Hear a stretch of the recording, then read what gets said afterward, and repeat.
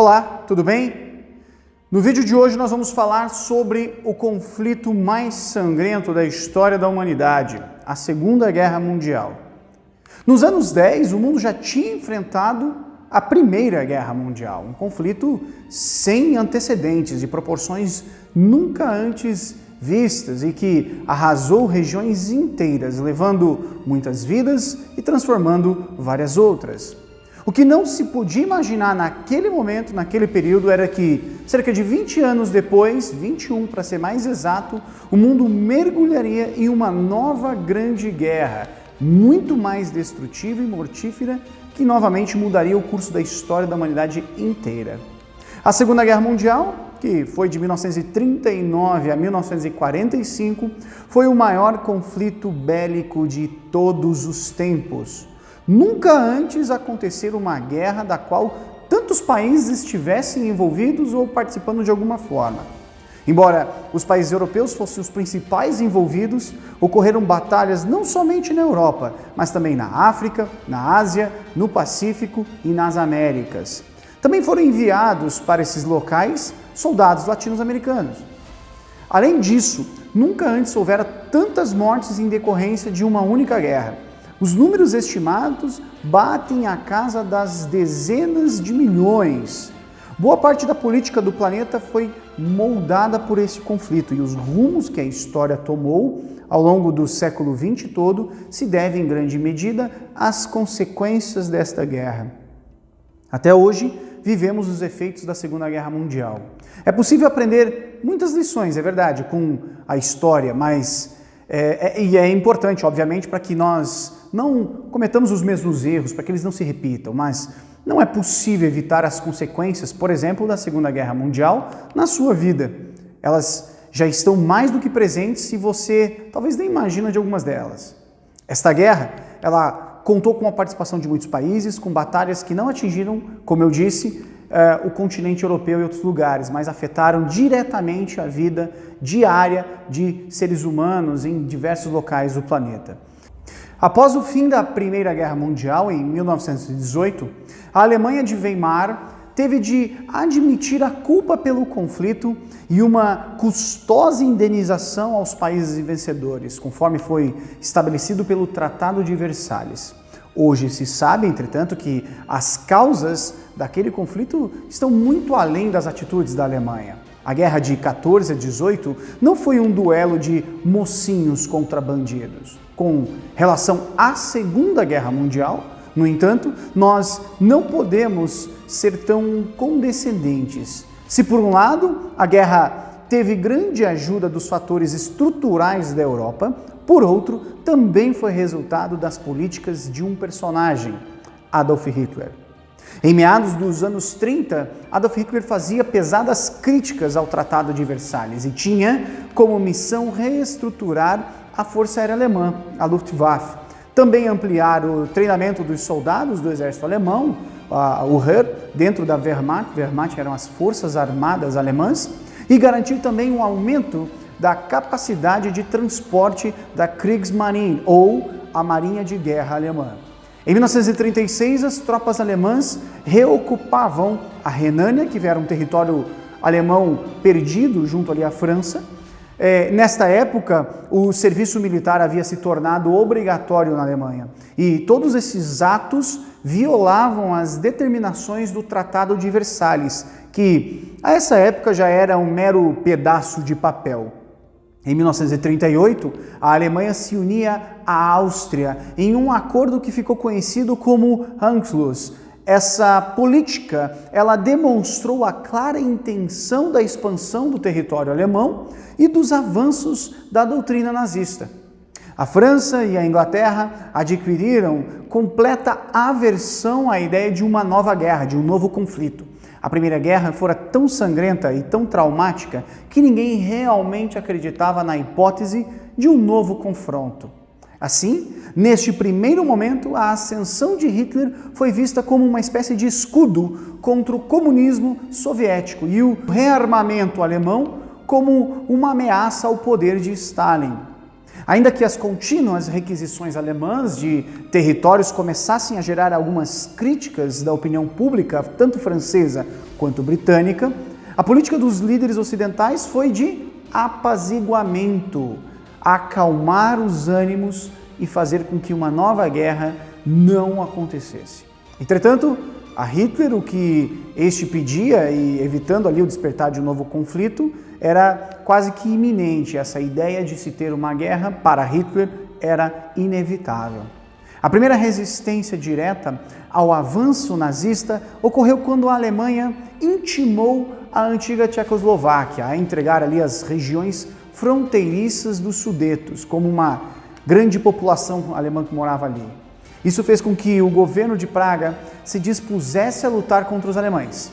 Os tchecoslovacos haviam construído fortificações nas fronteiras e seu exército já era moderno. No entanto, aqueles que deveriam ser os seus protetores, como a França e a Inglaterra, falharam com sua promessa de auxílio.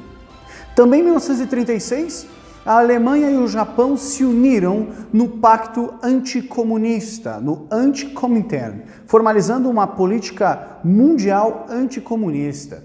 No ano seguinte, a Itália se juntava também a este acordo, formando então o chamado eixo Roma-Berlim-Tóquio. Este foi apenas um entre os vários acordos do pré-guerra e que terminaram de enterrar a falida Sociedade das Nações, ou Liga das Nações.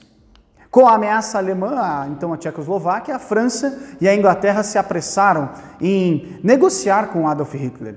E em setembro de 1938, na Conferência de Munique, os líderes da França, Inglaterra, Itália, Alemanha vão acertar a entrega da região dos Sudetos à Alemanha, sem aprovação do governo tchecoslovaco. Ou seja, outros países decidiram o futuro de um território tcheco.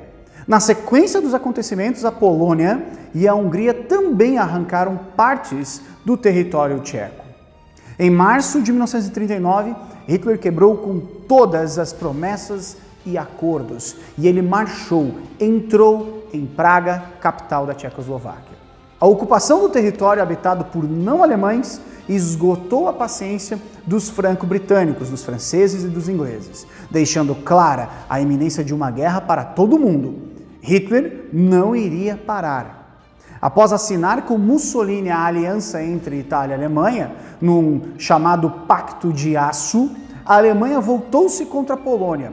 Restaurada após ali a Primeira Guerra Mundial, a Polônia tinha como saída para o mar uma cidade chamada cidade de Danzig, de população majoritariamente alemã, e que partia o território alemão em dois, formando ali o chamado Corredor Polonês. A intenção de Hitler, quando a Danzig foi anunciada em março de 1939, era reunificar. Em Paris e Londres, a questão que se formou foi mais ou menos a seguinte: como que nós iríamos defender, ou como os franceses e ingleses iriam defender a Polônia? Para chegar a Varsóvia, era necessário passar pela Alemanha. Na tentativa de contornar a manobra alemã, a diplomacia dos ingleses e dos franceses passou a cortejar os soviéticos, tentando ali um acordo considerando que a União Soviética estava muito mais próxima da Polônia. E Stalin, o odiado líder comunista russo, passou instantaneamente a salvador da Polônia. Apesar da oferta, Stalin ainda ficou apreensivo. Além de o líder soviético não desejar aliar-se ao capitalismo imperialista, Londres e Paris já haviam submetido a União Soviética ao cordão sanitário anteriormente, medida que atrasou completamente a reconstrução do país no pós-Primeira Guerra Mundial. Em um segundo movimento, os nazistas e soviéticos assinaram secretamente um pacto de não agressão germano-soviético, também conhecido ou chamado de Pacto Molotov-Ribbentrop. Esses eram os sobrenomes dos ministros das relações exteriores dos dois países. Os dois arqui-inimigos da política mundial tornavam-se então aliados, deixando a Polônia completamente cercada. Uma cláusula secreta do acordo previa, inclusive, a divisão do território polonês entre soviéticos e alemães. E para os nazistas era uma espécie de aval para atacar então a Polônia sem abrir a guerra de duas frentes, fato este que vai cansar o Império, o Reich alemão, por exemplo, na Primeira Guerra Mundial. Para os soviéticos significava acalmar os alemães e garantir a paz para a União Soviética, pelo menos por algum tempo, é verdade. No dia 1º de setembro de 1939, e obedecendo ali algumas instruções do pacto, a Alemanha então invade a Polônia. Como desdobramento da manobra ali desta invasão, no dia 3 de setembro, a França e a Inglaterra declararam guerra à Alemanha. E assim começava então oficialmente a Segunda Guerra Mundial. Sem riscos quanto uma possível intervenção de Stalin e com os ingleses e franceses mostrando lentidão nos planos de ataque, os alemães puseram a sua tática de combate, chamada de Blitzkrieg, em ação pela primeira vez, com alguns resultados bem espantosos. A Blitzkrieg, para quem não sabe, é um nome alemão para uma tática militar que consiste em realizar ataques então rápidos, repentinos, para tentar pegar o inimigo de surpresa, sem que ele tenha tempo de organizar as suas defesas. Ela também é chamada de guerra relâmpago. No nível operacional, por exemplo, a Blitzkrieg ela consistia em utilizar, como eu disse anteriormente, forças móveis de ataque rápido, surpresa, usando 3 elementos básicos, que são o efeito surpresa, a rapidez da manobra e a agressividade, a brutalidade. E os objetivos principais são muito simples: desmoralização do inimigo, deixá-lo desmoralizado e desorganizado, paralisando ali todos os centros de reação que o inimigo poderia ter. O arquiteto desta tática, dessa ideia militar, teria sido então o general alemão Heinz Guderian. E a Guerra Relâmpago ela permitiu que a Alemanha dominasse quase toda a Europa em meses. Apesar de ter sido um termo muito usado naquela época nos jornais, tanto jornais alemães quanto ingleses, a palavra Blitzkrieg, na verdade, ela nunca foi usada dentro das Forças Armadas Alemãs, tá? Ela não era um termo militar oficial, somente para fins de propaganda. No dia 1º de setembro, como citado, os alemães vão atacar e invadir a Polônia. Em 28 de setembro, repare bem, 27 dias depois, Varsóvia, capital da Polônia, caía. A Polônia não resistiu um mês sequer diante do ataque alemão. No dia 17 de setembro, no meio do ataque, a União Soviética também ataca a Polônia pelo outro lado, pelo leste, para basicamente ali tomar a sua parte nos acordos secretos com Hitler. A Polônia ela foi dominada rapidamente. E como os franceses não fizeram nada além de um ataque com poucos homens ali na fronteira alemã, ali junto ao rio Reno, os alemães fizeram então suas tropas atravessarem o país inteiro e colocaram-se já na fronteira ocidental. Então, após o ataque à Polônia, o exército alemão cruzou a Alemanha e agora estava de frente para a França. Assim vai começar um período chamado de Guerra Estranha ou Guerra Parada. Isso aconteceu de outubro de 39 até abril de 1940. Foi um período então que não houve grandes combates entre alemães e os aliados, a não ser algumas pequenas trocas de tiro e etc. O acontecimento militar ali, por exemplo, do inverno de 39 a 40 foi o ataque da Rússia, da União Soviética, à Finlândia. Então, enquanto no fronte oeste, no lado ocidental, a Alemanha e os aliados França e Inglaterra estavam ali numa espécie de guerra morna, parada, do outro lado, os russos invadiam a Finlândia. Apesar de uma heróica resistência ali por parte dos finlandeses, essa resistência, inclusive, vai causar muitas baixas ao Exército Vermelho. No início de março, o conflito já estava findado, já estava decidido. E a Finlândia perdeu uma grande parte do seu território para a União Soviética. Após a queda da Polônia, Hitler então passou a planejar o ataque à França. Os franceses haviam construído uma fronteira muito fortificada, na fronteira ali entre França e Alemanha, a chamada linha Maginot, que era uma série de fortificações permanentes que quase impossibilitaria a famosa Blitzkrieg alemã. Então era um local de proteção por meio de trincheiras de concreto, com artilharia e metralhadoras posicionadas todo do lado francês, virado então para o lado alemão. Assim, o caminho ali para a Alemanha era praticamente repetir um plano da Primeira Guerra Mundial, conhecido como plano Schlieffen.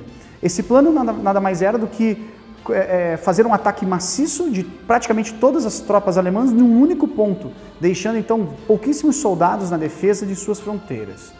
Em janeiro de 1940, no entanto, por exemplo, a queda de um avião alemão num território da Bélgica vai entregar a cópia deste plano e vai estragar toda a surpresa do ataque nazista, que teve que ser completamente modificado. Em 9 de abril, ainda de 40, Hitler vai surpreender todos, inclusive os aliados, atacando então a Noruega, a Dinamarca, já ao norte. E o objetivo era garantir o suprimento de minério de ferro vindo da Suécia, impedindo a Marinha Britânica de intervir ali no Báltico. E este ataque, que foi bem sucedido, colocou então esses dois países de joelhos. A Noruega caiu e a Dinamarca praticamente se entregou sem lutar. E a marinha alemã, que ainda era pequena neste momento, foi muito prejudicada pelos ingleses nessas invasões. No dia 10 de maio de 1940, a Força Armada Alemã então vai atacar o Ocidente. A Alemanha vai invadir a Holanda, a Bélgica, e com o objetivo de contornar então a França e atacar a França pelo norte. A Holanda ela vai resistir ali alguns dias, cerca de 5 dias, e a Bélgica vai ser tomada logo em seguida. Nessa batalha, inclusive, a Força Aérea Alemã vai bombardear Roterdã, na Holanda, de uma maneira assim impiedosa. Uma estratégia que foi muito utilizada aí no decorrer de toda a guerra. Os franceses vão ser reforçados por uma força britânica, a Força Expedicionária Britânica. E elas vão se mover ali para se defender a partir da fronteira com a Bélgica. Eles também vão ser surpreendidos por uma nova ação, uma nova estratégia alemã, que vai ser um ataque com quase todos os tanques alemães, os chamados Panzers, naquela região da Floresta das Ardenas, ao norte de Luxemburgo, fazendo com que os aliados fossem pegos de surpresa em pleno movimento. Os alemães não tinham um número maior de blindados, de tanques. A superioridade numérica pertencia aos franceses e aos ingleses. No entanto, no momento em que os alemães fizeram essa ofensiva concentrada, apoiada inclusive pelos ataques da Força Aérea, os blindados aliados não conseguiram reagir. Colaborando com o caos dos aliados, multidões de civis tomaram as estradas, todos fugindo da invasão e atrapalhando o movimento de defesa das tropas. Em questão de dias, os ingleses foram separados de seus aliados e foram cercados. Para evitar uma derrota completa, a Força Expedicionária Britânica retirou-se apressadamente através da cidade de Dunkerque, na França. Um dos fatos não explicados até hoje foi o real motivo dos alemães terem permitido a retirada desses ingleses, mas alguns acreditam, supõe-se que Hitler queria usar isso como uma espécie de oferta de paz futura. Hitler ordenou aos Panzers que parassem o seu ataque aos ingleses, quando estavam a mais ou menos 16 quilômetros de Dunkerque. Após a fuga inglesa, os alemães voltaram-se totalmente contra a França. Assim, ocorreu a catástrofe para os aliados. Em 3 de junho de 1940, a retirada de Dunkerque era concluída e no dia 14, Paris caía na mão dos nazistas. Em 25 de junho, o exército francês pedia o armistício. O armistício nada mais é do que o acordo que ambos os lados ali fazem para que os confrontos cessem. Hitler fez questão de que a rendição francesa fosse assinada no mesmo vagão de trem onde, em 1918, a Alemanha se rendia. Restou então ao marechal francês Philippe Pétain, um grande herói da Primeira Guerra Mundial, assinar a rendição humilhante e montar um governo colaboracionista na parte da França que ainda não havia sido invadida. Em meados de 1940, Hitler tinha praticamente a guerra ganha. As tropas alemãs dominavam a Polônia, a Noruega, a Dinamarca, a Europa Ocidental, com exceção da Península Ibérica, Espanha e Portugal, que se mantinham neutras. Apesar de que Espanha tinha um governo pró-fascista.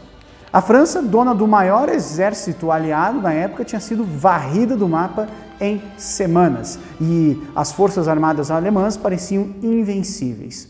3 fatores deram aos ingleses esperança para continuar com tudo. Em primeiro lugar, a subida de Winston Churchill ao cargo de primeiro-ministro. Churchill já havia tido um papel importante no almirantado britânico durante a Primeira Guerra Mundial. E ele havia sido praticamente a única figura pública inglesa a alertar o país a respeito dessa política agressiva de Adolf Hitler. Em maio de 1940, ele fez um famoso discurso prometendo sangue, sofrimento, lágrimas e suor. A força de vontade de Winston Churchill eletrizou a Inglaterra e deu aos britânicos uma imensa vontade de lutar. O segundo motivo foi a desastrada entrada dos italianos na guerra. Mussolini tinha consciência das limitações do exército italiano, porém, ao ver Hitler derrotar a França, resolveu declarar guerra aos aliados em 11 de junho de 1940 para ganhar territórios, já que o conflito parecia então decidido. As primeiras tentativas italianas de conseguir algo foram bloqueadas. Além de um exército mal equipado, com artilharia e blindados até obsoletos, a Itália ainda contava com uma ineficaz estratégia de Mussolini.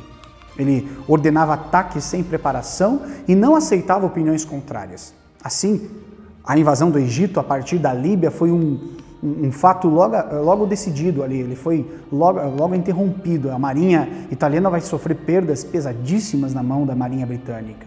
A vitória britânica na chamada Batalha da Inglaterra, em julho de 1940, também foi outro fator que vai desestabilizar a crença de que a guerra estava então ganha lá na Itália ou para o lado alemão. Hitler planejava a invasão das Ilhas Britânicas a partir da costa do norte da França. Nesse ponto, a distância entre França e Inglaterra é muito curta, é de menos de 50 quilômetros. No entanto, a marinha alemã ela não tinha a menor possibilidade de impor-se diante dos ingleses.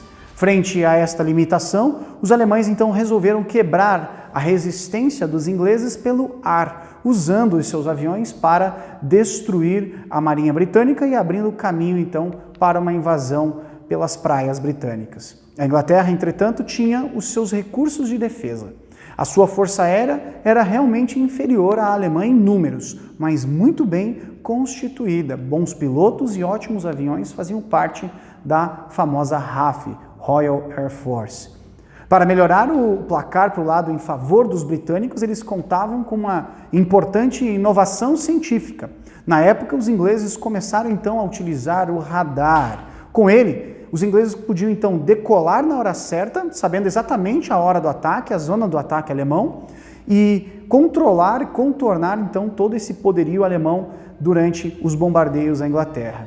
Nessa batalha feroz que vai durar então alguns meses de 1940, os ingleses vão resistir vitoriosamente. A indústria, no entanto, estava muito fragilizada, ela foi muito atingida pelos bombardeios, o que quase levou a economia inglesa então ao colapso.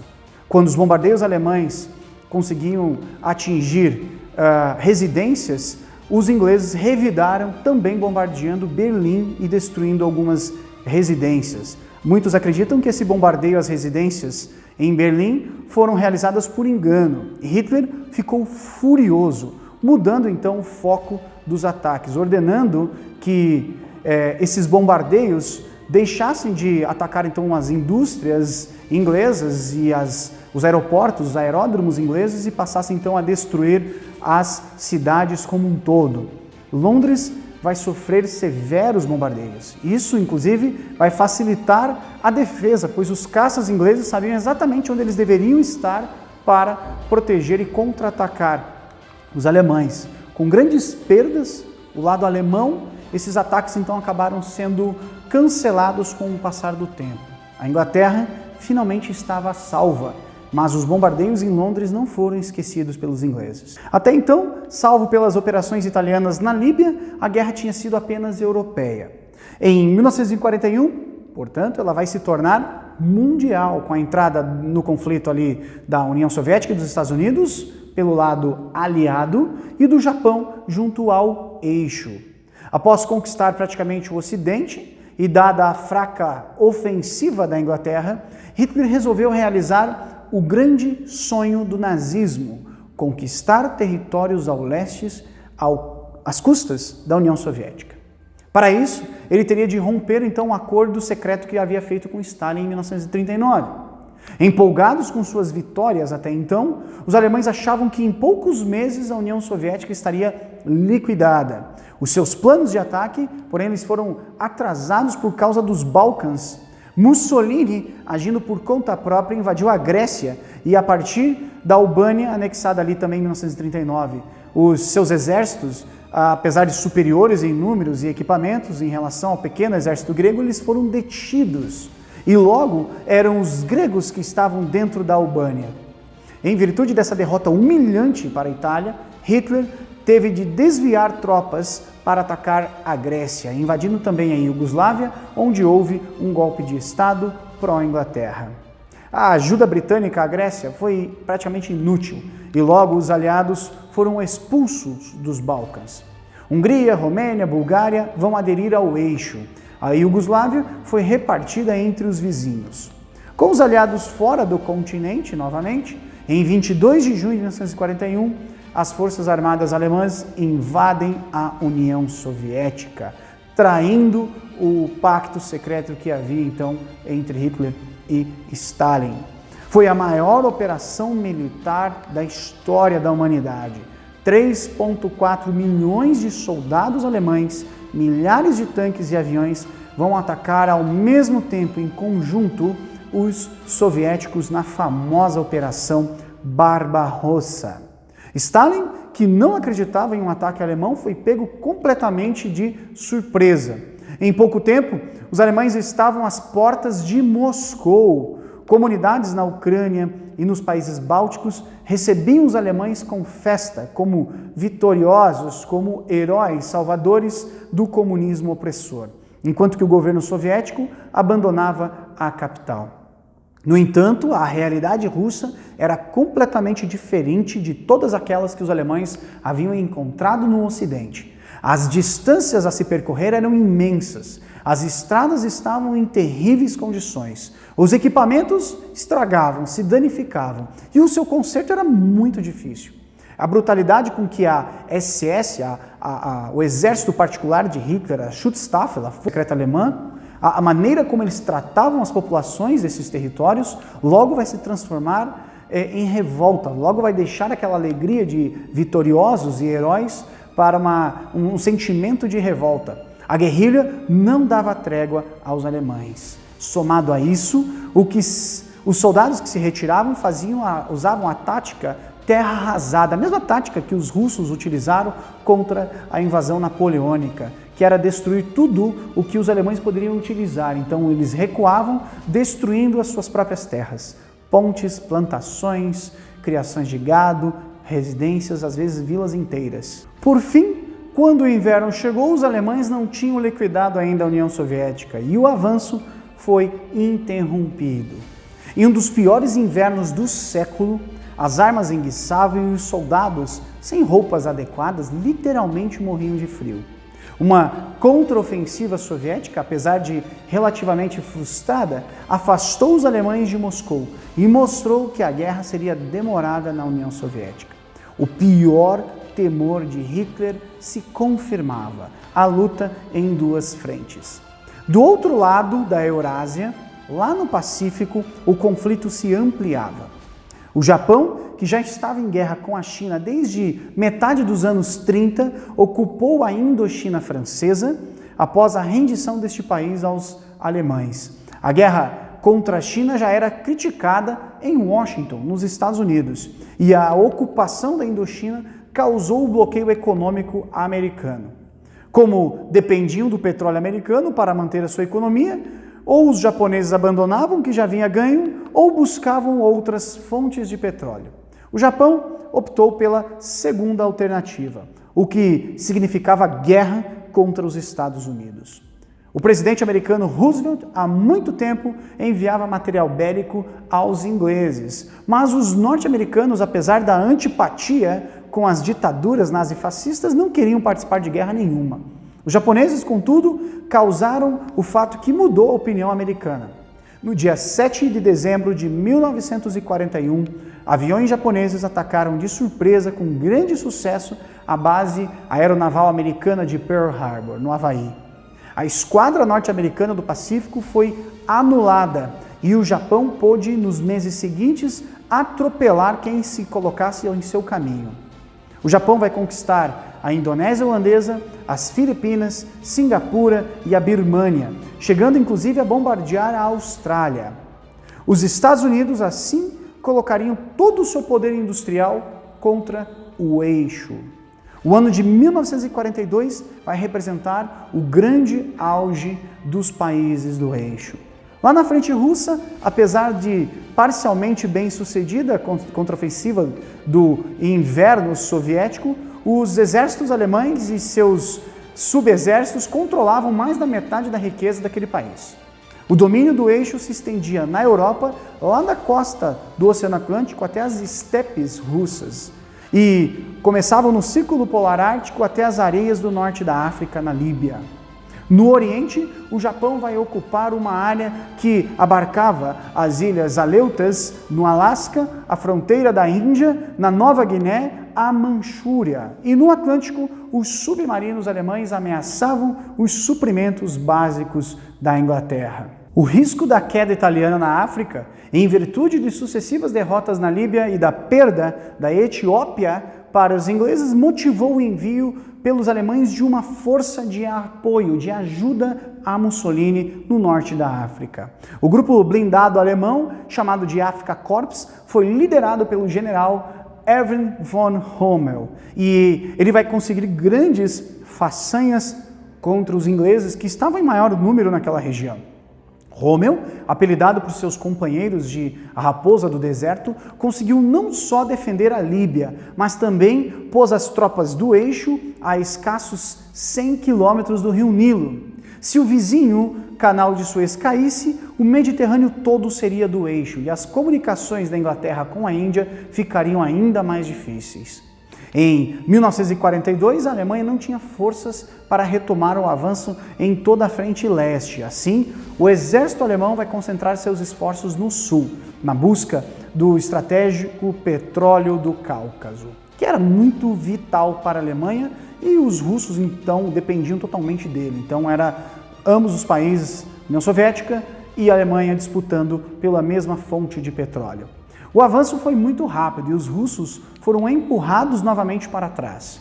Em julho, os alemães atingiram o famoso rio Volga, na altura de uma cidade que ficou muito famosa na Segunda Guerra Mundial, a cidade de Stalingrado. Cidade esta que recebia o nome do grande líder soviético Joseph Stalin. Ao mesmo tempo em que eles avançavam também rumo ao Cáucaso, em direção a Baku e a Grozny. Até aqui, então, nós vimos o rápido e poderoso avanço do eixo sobre a Europa e sobre o Pacífico. O mundo estava a um fio do domínio nazifascista. Na próxima aula, nós vamos ver os desdobramentos destes eventos durante a Segunda Guerra Mundial e a virada de jogo em favor dos aliados. Até a próxima!